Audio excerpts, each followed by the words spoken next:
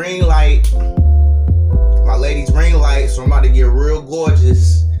About to get real gorgeous in here. What I'm gonna do today, I'm gonna break down how to do the empanadas, you know what I'm saying? I'm gonna show y'all, how I put together one of my best sellers, that Rico beef, bean and cheese empanada. You see the Rico pop out on my drum.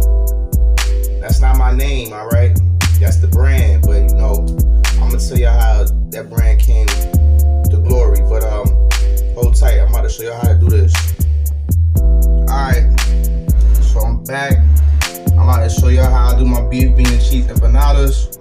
I'm not gonna show you the whole cooking process of how to cook beef, beans and all that, and how to mix it. I mean, that's basic cooking. But here we have beef, well seasoned, pinto beans, and a shredded cheddar cheese taco blend. So I do a 3-to-1 with the beans. So a third of the beef, you're gonna put the beans. You know what the fuck I'm trying to say? Like, you got the beef, you're gonna have a third of the beans in that joint. You know what I'm saying? So less beans than beef, and equal parts cheese and beef. So look, I got my empanada dish right here. I ain't gonna give y'all all the secrets, but you can find your empanada dish. Use whatever brand you want to use or whatever. Got my fork. That's one of the tools I use. And I got a little bit of flour, because sometimes it can get, kind of mushy. You want to use that flour to kind of, keep it from getting too soft, too moist.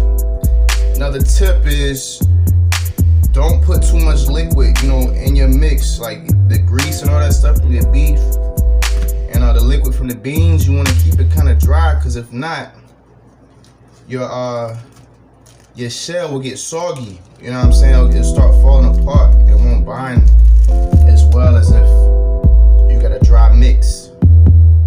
Alright? So here we go, the empanada dish. Boom. Get a scoop. My hands are sanitized. For all y'all Emerald Lugasi motherfuckers out there, I think y'all know everything about cooking. Everything sanitized over here. Got it all sanitized. Put a nice portion in there. Boom.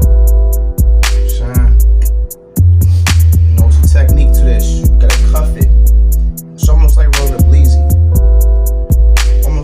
You gotta cuff it up in there. Bring everything to the middle. Bring it to the middle. Take the top of that drum.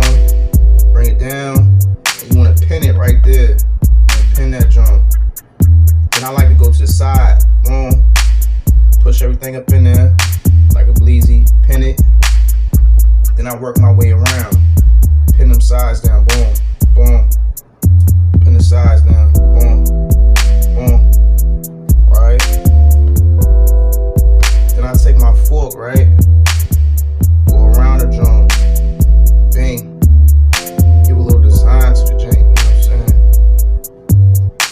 I can get more intricate with it. I can do some folds and shit in it, but the fork does just fine. Bang.